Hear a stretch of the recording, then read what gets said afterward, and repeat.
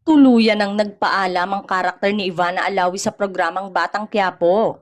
Sa isang Instagram post ng aktres, nagbahagi pa ito ng kwento bago niya tinanggap ang karakter na nasabing programa.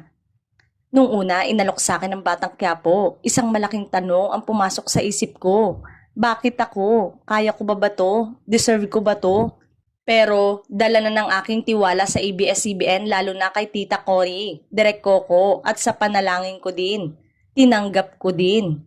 Tinanggap ko siya ng buong puso. At sobrang proud ako sa show na to, dagdag pa ng aktres.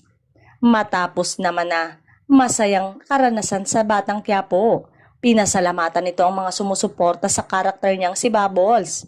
From the bottom of my heart, maraming salamat sa inyong lahat, sa inyong walang sawang pagtanggap sa akin gabi-gabi. Sa pagmamahal nyo kay Bubbles, salamat po ng marami. At sana, patuloy nyo pa rin suportahan ng Batang Quiapo.